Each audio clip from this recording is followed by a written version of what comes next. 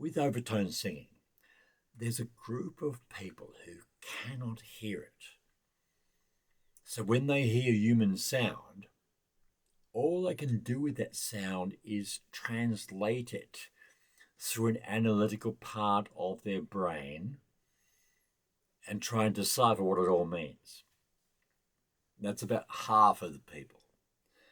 So if I'm doing overtone singing, only half the people actually hear the overtone singing. The rest of them just hear weird noises. So overtone singing is a bit like whistling. And so I'd like to give you some examples of what happens when I remove my voice from the overtone singing. So it is whispering. So all I'm doing is whispering. So the first is whispering from my voice box, as in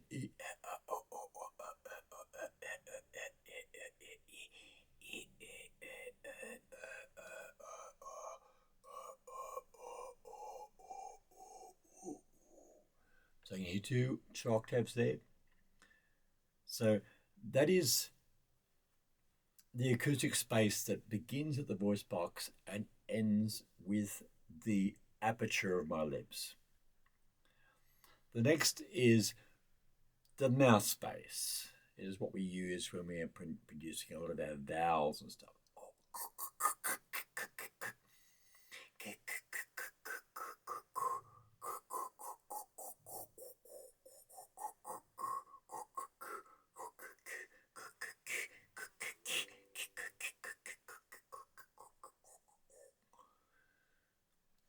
Next is the front space of the mouth.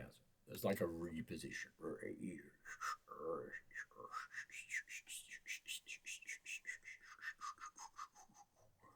Vertical tongue.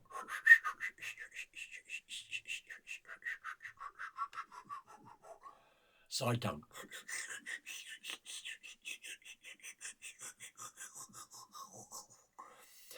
So there's music that we make by just activating the resonant spaces of either mouth and throat, just mouth, or part of mouth. And these are used in vocal projection. They're used in a humming technique, so the sound goes to the nose, which identifies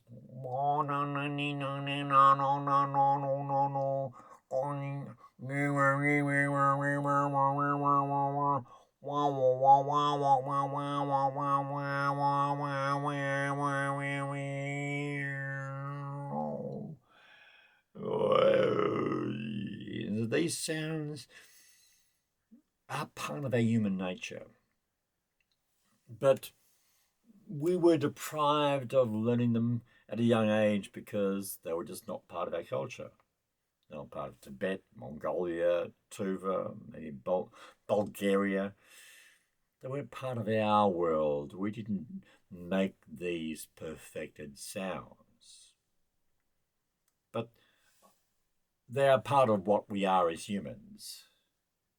And my concept of a revolution, a musical revolution, a cultural revolution, is that when we all learn how to master human sound, then an entirely new future opens up. We're not locked into technology all the time. We can live the best life, communicate in the normal way to an entire crowds of people. We can intensify the communication we have amongst ourselves as family and peers and community. We can do all of that if we can sing. But if we can't sing, then we just push the play button, and that is not good enough. So I'm trying to inspire people, like, become more like humans and less like domesticated humans. It may be a difficult concept for many of you to deal with, but this is the problem we have. We're born to a time We expect this time that we're born into to be successful because every one of our ancestors are born into successful times. And yet this one is radically changing in all these bizarre electronic communication kinds of entertainment, gaming kind of ways and sort of stuff. So we need to take stock. We need to establish what it is that we truly are as humans, and then deal with our technology. Let it enhance what we are as humans rather than replace what it is that we are as humans. This is important in an evolutionary sense. We continue to be hopeless and helpless and manipulated by the system into conforming to whatever it wants.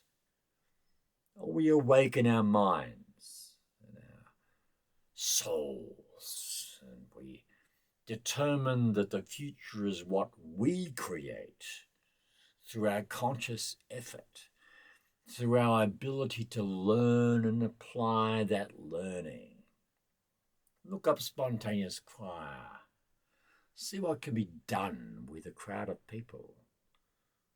It's therapy, only because it is what we've always done as humans. And surely that is enough incentive to say, well, I should learn how to do that, master that, forever. Otherwise, it's like a big give in to ignorance and superstition, whatever that causes. So I hope I've inspired you. Look up all of the Overtone singers you can find on YouTube. They'll give you good lessons. Look up my channel. I've got another one called Gleeson Glee. It's all in lower case. And that has more of my earlier, like 20 years ago, examples of how you learn the various techniques of overtone singing. Remember that the truth will set you free. And overtone singing reveals the truth about your identity, your acoustic identity. I want you to search for it, find it, reveal it, join it with the rest of us who are finding ours. Thank you. Goodbye.